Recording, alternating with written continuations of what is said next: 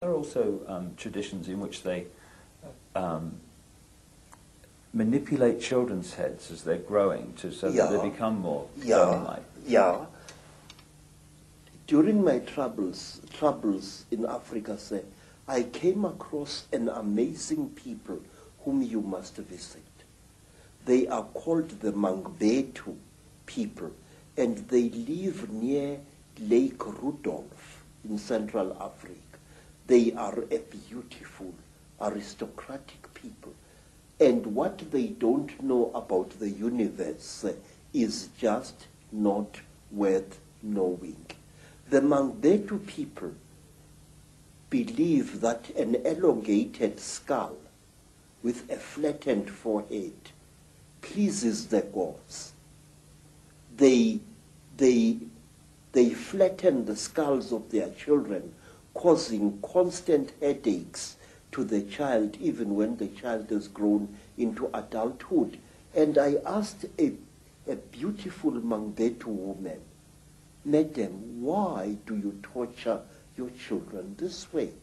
The woman, the wife of a senior chief, said to me, "Look, the gods want us to be like this." The story that you're telling, Credo, from the African perspective, is it in effect the same story as told in the tens of thousands of clay tablets found in what we now call Iraq, who become known as the Sumerian tablets, that talk about a race of gods called the Anunnaki, who came in and brought knowledge, ruled the people, and interbred with them? Yes. Do you say, therefore, that the Anunnaki in those stories that have increasingly, of course, been translated in a number of books, they were reptilian, you say?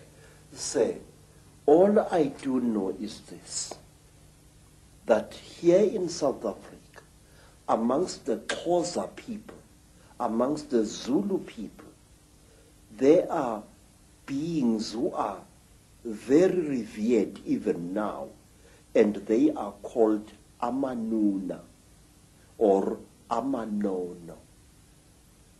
Amanono is Zulu, Amanuna is Xhosa. Now these beings are godlike beings, we are told. They can change their faces. They can change their appearance. They can shapeshift. Yes, sir. They are shape shifters. A manuna, now if a Xhosa man has married a very beautiful wife, a wife whose face seems to change every day, he teases that wife by calling her his inuna, linuna lam. In other words, a shape shifter. Say, it is said that the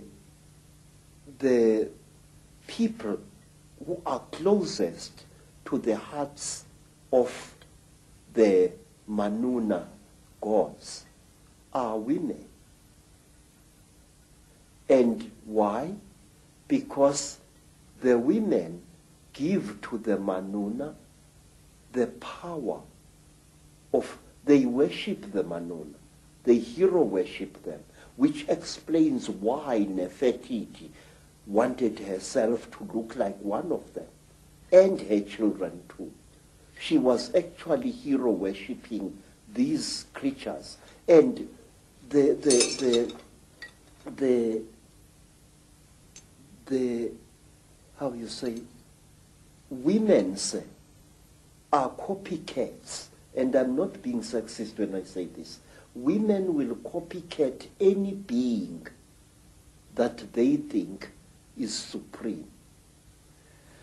In Egypt also, you have the python-like headdresses, which are pretty obvious when you look at them, that the pharaohs were connected with. Yes, sir. And the reptile has played an unusually strange part in the culture of all African tribes.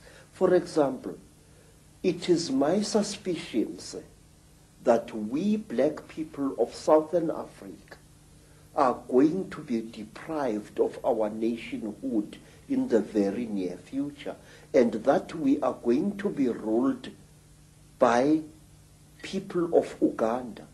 But wait, what is the real meaning of the word Baganda? Baganda. And what is the creature that you see depicted on the walls of houses and on the roofs of houses of some of the greatest empires in Africa? It is the python. There was a golden python which was used as a decoration on the roof of the house in which the king of Benin, the Oba, lived. Zulu people revere the mamba, a very terrible snake. Zulu people revere other snakes as well. And in Venda, in the northern Transvaal, the Venda people regard the snake as well as the crocodile as sacred. And they, even today, their girls dance at initiation, a long, rather sinuous dance representing the movements of a python. And they call that dance the Domba dance. And Domba is the ancient name for a female python.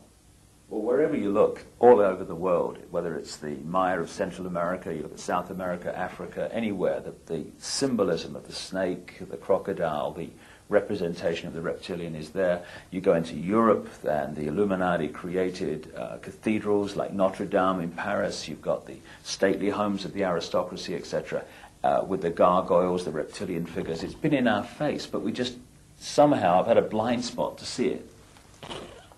We human beings have idolized the reptile since the very supposed birth of our history.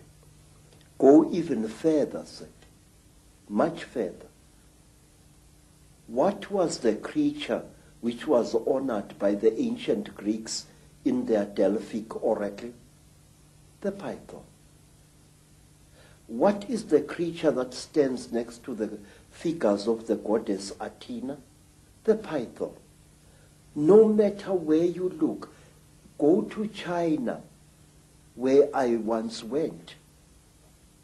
Who are the principal characters who brought wisdom to humankind? Creatures, part snake and part human being. One of whom I remember correctly was called Nu, a word which occurs also in Africa. And her brother was Kwa. And sometimes it's turned into one creature, Nukwa, she. Everywhere we human beings have sacrificed our dignity as a species and attributed great intellect and great glory to reptiles, tortoises, turtles, lizards, snakes. Why? And even now, sir, our fascination with the reptile and the amphibian has not stopped. In fact, it's growing. The popularity of all those dinosaurs in cartoon as well as in serious form, it makes me uneasy.